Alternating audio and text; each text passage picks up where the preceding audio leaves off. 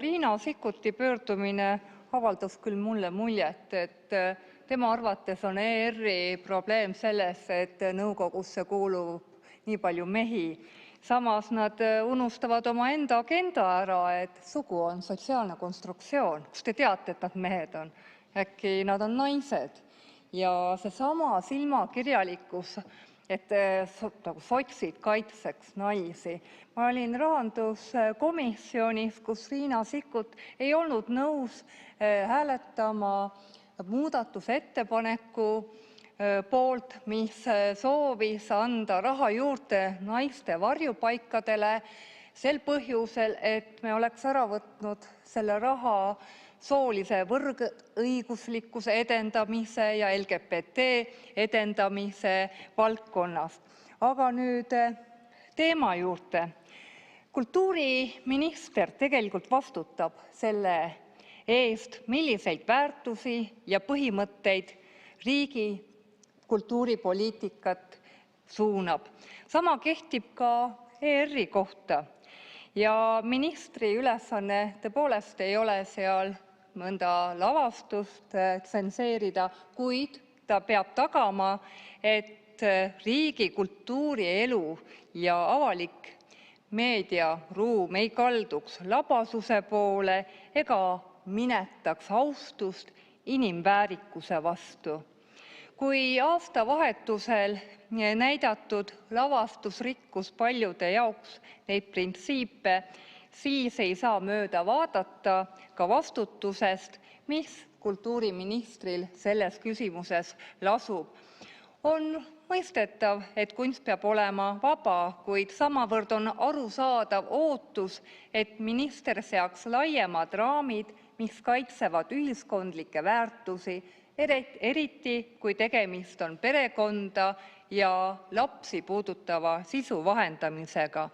Kui ühiskond tajub, et Kultuuriministeerium ei suuna kultuurivaldkonda tasakaalu ja vastutustunde poole, tekib küsimus, kas minister suudab oma ametikohustusi kanda. Eestis on sündimus langenud ajaloo madalaimale tasemele. Sellises olukorras vajame kultuurilisi sõnumeid, mis toetavad ja väärtustavad lapsi, peresid ja emadust. Selle asemel aga näeme lavastusi, mis naeravad nende teemade üle ja muudavad selle groteskseks naljaks. See on paljude jaoks valus, eriti valus seetõttu, et riik peaks praegu kõigis valdkondades, sealhulgas kultuuris, tegelema perekesksete väärtuste tugevdamisega. Meil on põhiseadus, mis seab perekonna ja lasterikkuse riikliku kaitse alla. On põhjendatud ootus, et ka kultuuriminister toetab oma tegevuses ja hoiakutes samadele põhimõtetele. Kui avalikku ruumi lastakse sisu, mis alandab emaarmastust ja lapse süütust, tekib küsimus, kas minister on täielikult teadvustanud oma rolli kultuuri väärtusruumi hoidjana. Kui sai küsida ministrilt, et kust läheb see piir, kus me ütleme, et see enam ei ole kunst, et see on solvav, see on alandav nii naistele, peredele, siis minister ütles, et tema ei anna hinnanguid, et ta on andnud selle otsustuse ekspertidele. Kuigi samas me teame, et kuskil on meil kõigil ju inimlik piir.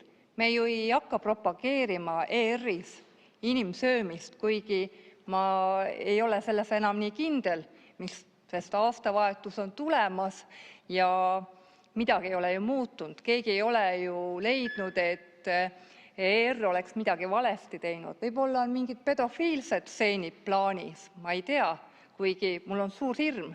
Ma igaks juhuks soovitan kõigil mitte ERR-i vaadata, sest seal võib olla lastele ja peredele väga häirivat sisu. Aitäh!